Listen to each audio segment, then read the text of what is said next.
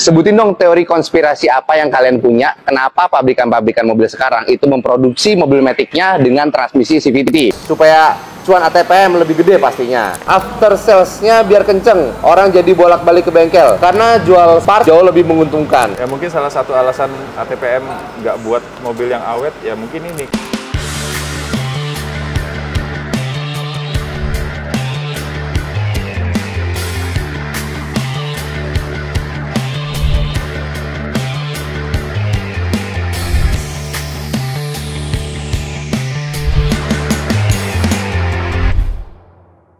Kembali lagi di YouTube Domo Transmisi. Kembali lagi bersama saya Arya dan supervisor kita Pak Freddy. Halo kok, gimana kabarnya kok? Sehat-sehat, gimana lo? Mantap. Kabar gua dahsyat. Nah, sekarang topik kali ini kok kita kebetulan ada satu ide topik kok. Karena kemarin kan gue sempat lempar sebuah konten kok di Instagram, yaitu bertemakan tentang mobil-mobil sekarang itu banyak yang transmisinya itu CVT. Sebutin dong teori konspirasi apa yang kalian punya, kenapa pabrikan-pabrikan mobil sekarang itu memproduksi mobil Matic-nya dengan transmisi CVT. Nah, tulis jawaban kalian di kolom komentar, nanti akan kita bahas di video selanjutnya. Thank you. Betul ya kok ya? Oh, yang lu kasih pertanyaan ke follower di IG ya? Betul kok.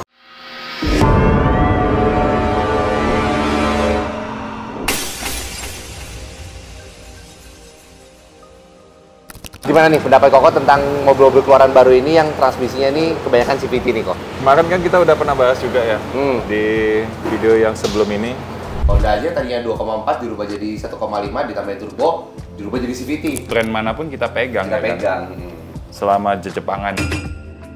Yang kita bahas kan tempoh hari mobil yang masih setia sama HT. Iya betul. Ada Mazda, Suzuki, di Toyota Daihatsu pun masih ada Ras sama Terios ya. Iya betul. Nah, tapi yang lain udah pada pindah semua nih, migrasi semua nih ke CVT kan. CVT, ya. Ini ada banyak jawaban kok dari sobat-sobat Domo Transmisi. Nah, secara garis besar itu banyak yang menyebut kenapa terciptanya transmisi CVT. Yang pertama, biaya produksi itu lebih murah. Yang kedua, efisiensi bahan bakar. Yang ketiga, after sales spare part-nya itu cukup bagus. Dan yang keempat, biar beli mobil baru lagi. Nah, oke, sekarang kita bacain satu-satu ya kok. Oke. Nah, ini yang pertama ada dari Anindito Prayogi, low cost production. Semua juga tahu bang. Yang kedua ada Rainer Semus, supaya cuan ATPM lebih gede pastinya. Terus lanjut ada Fred Danu, karena bikinnya jauh lebih murah, tapi kalau rusak konsumennya suruh ganti segelondong. Dan apalagi tahu orang Indonesia banyak yang suka becek-becek, siksa CVT buat ke gunung-gunung dan panas-panasan di jalanan macet. Ditambah bumbu cerita, oli transmisi itu long life. Filter nggak perlu diganti kalau belum jeduk. Jadi sahabat bengkel lah itu. Low cost, high return, emang CVT. Nah bener nih yang si Frendanu ini ngomong, beberapa ATPM kan memang ada yang saranin malah sampai 100.000 Iya, 100.000 baru ganti. Tapi kan itu nggak bener ya, nggak bener dong, kelamaan banget itu. Kalau mobil jarang jalan, mau berapa tahun itu? 100.000 ya, makanya dibilang long life kan. Long life. Tapi kan sebenarnya nggak cocok kalau di Indonesia, karena panas. Panas itu bikin jelek transmisi. Iya. Ingat gak kok, sempat dulu ada kasus beberapa mobil, kayak waktu itu ada mobil Mitsubishi Expander 2019, itu masih AT kan. Sempat Matic-nya itu ada jeduk kok, dari 2 ke 3 kalau nggak salah. Nah, tapi dia waktu datang ke dealer, dibilangnya ini oli Matic-nya masih bagus kok. Nah, tapi pas dicek di sini, itu kan kilometer mobilnya baru 40.000. Nah, ternyata pas dicek, ternyata oli Matic-nya udah hitam ya kok ya. Ingat kan waktu itu? Iya.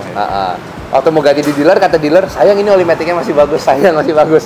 Ujung-ujung begitu cek di sini, berketahuan tuh. 40.000 km oli Matic udah hitam, dekandang susu. Karena dengan pakai CVT terlihat modern, dengan embel-embel lebih irit, jadi relevan. Mereka menjual lebih mahal, walaupun HPP pembuatan lebih murah dari transmisi AT.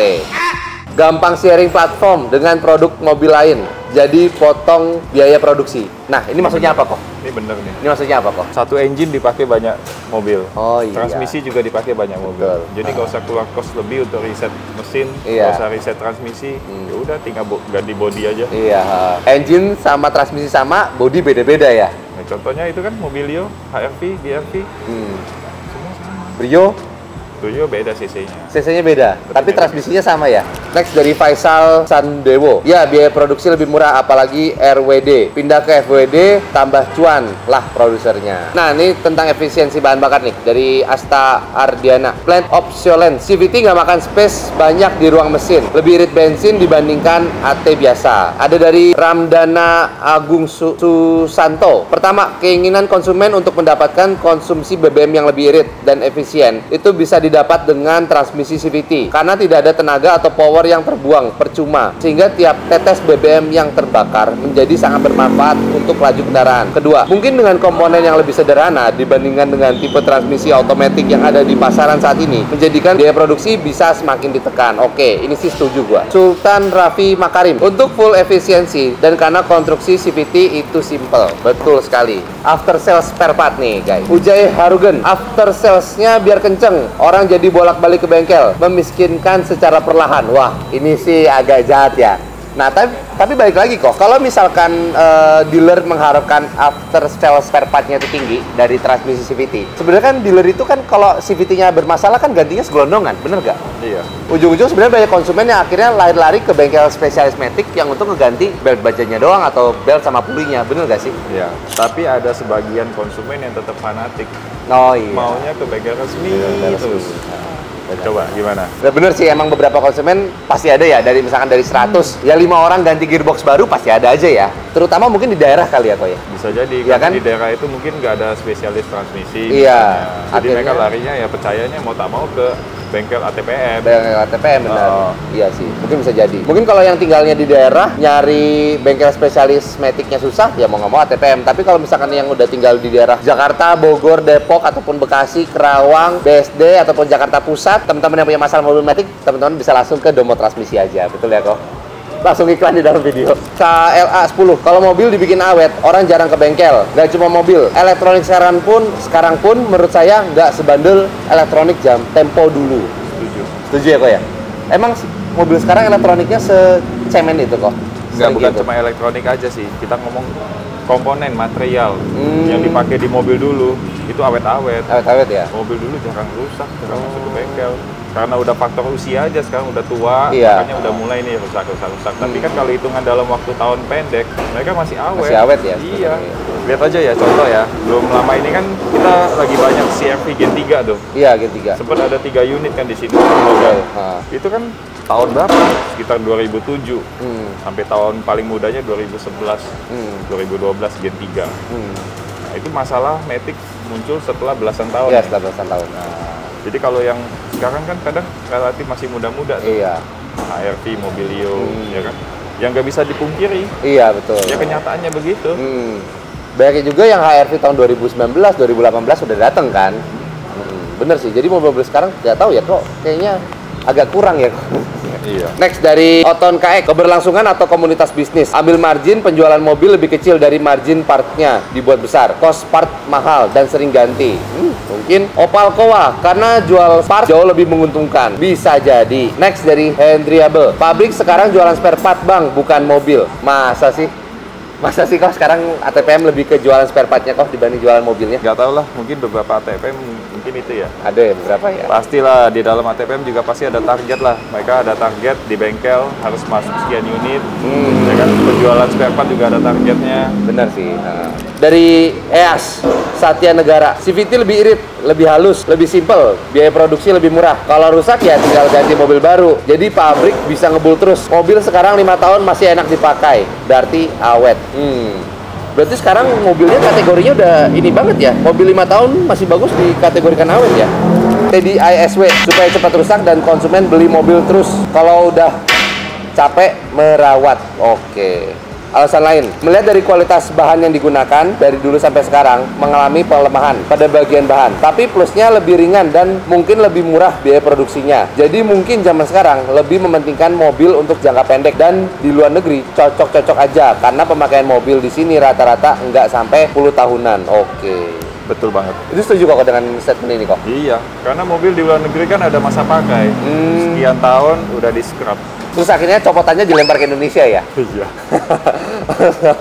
Soalnya ujung-ujungnya di Indonesia setiap ada spare part mobil nih ditanya, mau baru atau copotan, mau baru atau copotan ya kan? Ya mungkin salah satu alasan ATPM nggak buat mobil yang awet ya mungkin ini karena Mungkin mereka ya. udah perhitungkan nih masa pakai satu mobil sekian tahun nih. Iya. Nanti kan bakal ya udah di scrap gitu loh. Bisa jadi. Bisa jadi ya, bisa jadi asumsi nih, bisa jadi nih. Next dari Patrick Swatuna, kalau nggak ada CVT, bengkel Domo Transmisi bakalan sepi. Wah, nggak belum juga, tentu, nggak juga ya, nggak mobil juga. AT banyak. AT juga masih banyak. Ini nih AT nih. AT nih, ini AT, itu Innova AT tuh. Iya. Ada lagi yang AT nggak sih? Ada di depan. Di depan ya. Nah, Paling ini sih kalau menurut gua ya, yang udah disampaikan sama followernya kita ini, komen-komenan ini, hampir semuanya gue setuju. iya. Karena make sense gitu, ya kan alasan-alasannya semua make sense. Tapi yang pasti ATPM buat sebagai transmisinya jadi CVT itu Iya. supaya ini sih efisiensi yang pasti. Karena maunya konsumen juga mobil yang irit. Iya betul. Sekarang itu orang pada nanya mobilnya irit gak ya? Mobilnya irit ya? Enggak ya. Padahal mah kalau beli mobil jangan takut bensin ya kok ya. Boros, hajar aja. Boros aja. Penting nyaman, puas, dah.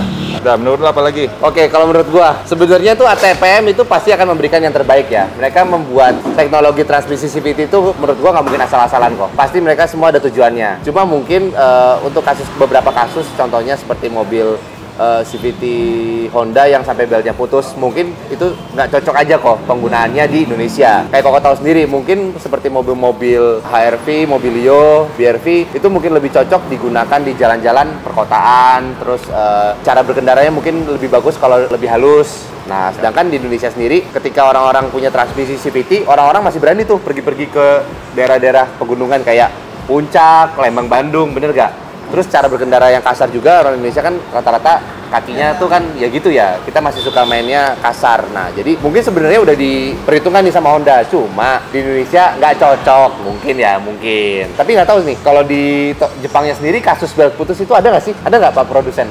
Ada nggak sih di Jepangnya sendiri kasus belt putus? Ada ya? Mungkin nggak banyak. Mungkin nggak banyak kali ya? Karena mungkin masa pakai mereka pendek. Jadi belt itu sebelum rusak, mobil udah kejual. ATPM itu memproduksi transmisi CVT itu yang pertama itu demi kenyamanan ya kok ya. Kedua itu biar efisiensi bahan bakar. Nggak mungkin lah ATPM itu memproduksi transmisi CVT buat biar yang beli itu pada boncos karena perbaikan gearboxnya. Nggak mungkin ya kok ya. Enggak lah, pasti udah ada riset. Pasti udah ada riset kok. Nah, oke. Ada tambah lagi kok Freddy? Itu aja untuk video kali ini. Oke. Itu aja untuk video kali ini. Jangan lupa like, comment, and subscribe YouTube Domo Transmisi dan follow Instagram kita dan TikTok kita di Domo Transmisi juga. Dan apa kok? Dan apa? Dan apa? Dan Domo Transmisi Running Running smooth. smooth.